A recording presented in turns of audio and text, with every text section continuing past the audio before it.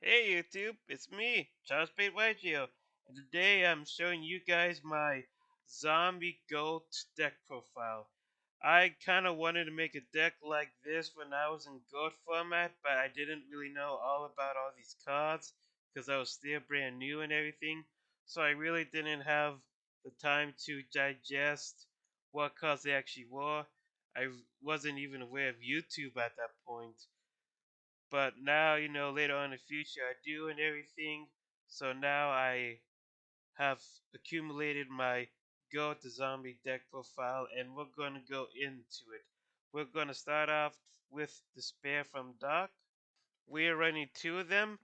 If opponent card of distractions or delinquent duels it, basically for Go format, because those are the only ways. Or if they attack into us with Spirit Reaper, and send Despair from Dark from my hand to the graveyard, we can just special summon it and they just kind of screw themselves over basically because, oh, thanks for doing that. Now I have this big beat stick on the board that I'm going to pound you with it when it's my turn.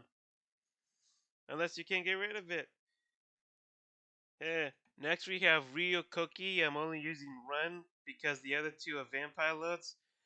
But he is nice to have when we're going up against any warrior or spellcaster type monster because some of those are prevalent in the game during gold format, so that's why we have him. Even though we may lose life points, it's still nice just to get rid of the monster. Vampire Lord, he in gold format he is semi-limited. I'm running two of him because this is a zombie deck, so I don't really need to run one copy of him. So basically, if he inflicts damage, we can send basically one spell trap card from the opponent deck to the graveyard of the type of card we called out. And if he's destroyed by card effect, we can just special summon him on our next standby phase.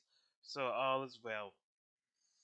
I mean, most people use him at 1 in go format, I believe. If they have them in their deck, I believe. Do not quote me on that.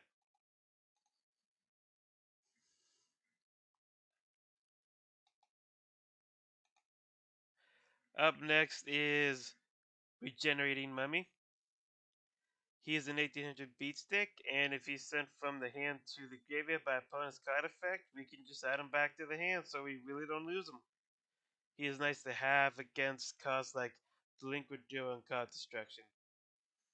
And Jaw, Empty Jaw. Next up is Fear from the Dark. It's a 1700 monster, and if it's sent from the hand or deck to the graveyard by opponent's card effect, we could just special summon him. So he is again useful against our own opponent's Vampire Lord and or Card of Destruction, Empty Jaw, etc.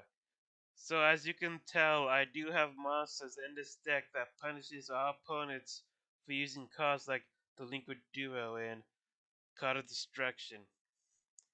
That's one of the reasons why that's one of the ways I made my build, so to say, like this, is so I can punish them from doing so I can have some advantages when they do it. They're not gonna expect it probably, which is good for me, well, for us if you're using this kind of type of deck, because if they don't know, it's just gonna plus us when they activate those cards. Of course, it does depend when they hit them, but still, if they do hit them, it's a plus for us, so to say. Next up is Pyramid Turtle. When he is destroyed by battle, I can special summon a zombie with 2000 or less defense from the deck. And which zombies can we summon besides the Spirit from Dark? Oh, gee, I don't know. How about every single zombie type monster in the deck? For the most part, like it is really good to have in this deck. It really helps it out a lot. So good. I loved using it in the past, and it has always been so rewarding, despite whether I lost or not. So next card is Cyberjaw. Self-explanatory, just a big. I'm gonna flip a Nukia for the most part. And then it does help us special summon out of our level 4 lower monsters, which is good to have. because we could spam them out, and then if we need to, we could tribute them for the spare or Ryu Cookie or Vampire Lord, which is very nice to have. And also, we can also special summon out our Spirit Reaper. I have Spirit Reaper in to help stall just in case we need to.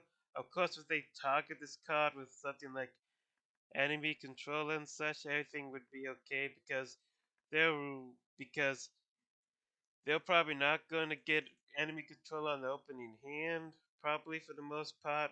Same for us, but it is still a nice monster to have in there to save our skins from getting demolished by an opponent.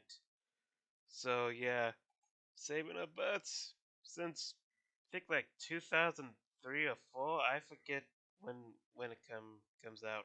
Oh, it comes out in Factacular Guardian in 2003. Okay. That makes sense. Next, Book of Life. We're into spells. Basically, a monster reborn for zombies. Not so great first turn, because our opponent does need to have a monster in the graveyard in order for us to really activate this card. But hey, at least we get to banish the thing, so they can't premature burial it or anything. Then we have Heavy Storm to blow up back row. The Liquid Duo so we could destroy opponent's hand. Hopefully they're not playing a zombie strategy like we are. Probably not. Pot of Greed. Double up stop Goblin. I really don't care if we give them 1,000 life points. It doesn't really matter. Grace for Charity, because, get to draw it. Also, this is semi-limited, limited. This is semi-limited Nobleman of Crossout to help get rid of opponents' set Spirit Reaper and their jaws. Only running 2 of them. This is actually the reason why the deck is 42, to be honest with you. Swords Revealing Light for stall. Mystical Space Typhoon. Enemy controllers so we can get rid of Spirit Reaper when it's face up. Or, protect ourselves. Double Call the Mummy.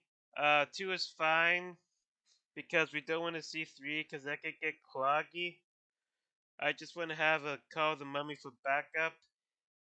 And it does allow us to special summon any zombie monsters from a hand if we don't control any monsters, that is. So that is a very nice little card, nice tool to have in our hand, well, in the deck. And 1 United we stand for power gaining, attack point power gaining. 1 premature Pero for to revive monsters, and a mage power to power up our monsters. But in a spell and trap card form, 1 Mirror Frost, a gold version of Ring of Destruction, triple compulse because ruining your opponent's normal summon is nice. Be like, I summon Gemini F, compulse, and they'd be like, dang, because now they can't do anything else for the rest of the turn concerning monsters. And 1 Call by the Grave to special summon all boys back from the graveyard. And that's basically going to do it for this deck profile. Uh, for the side deck, I really don't really care for putting in anything in the side deck, to be honest with you. And I really don't put in side deck cards in these deck profiles anyways, because I don't really know what you guys are playing against. Man, it would be nice if Konami did do Go tournaments. That'd be nice, since a lot of people do like playing Ghosts. I am hiccuping so much. I do not know why. But at any rates, I hope you all enjoyed it. If you liked the video, hit that like button and click the subscribe button if you want to see more of my stuff. And so you know when I'm uploading, and to help support me. And hit that notification bell so you know when I upload a video. Or maybe go even live streaming. So with that being said, this has been the Blade Charge. Have a nice day.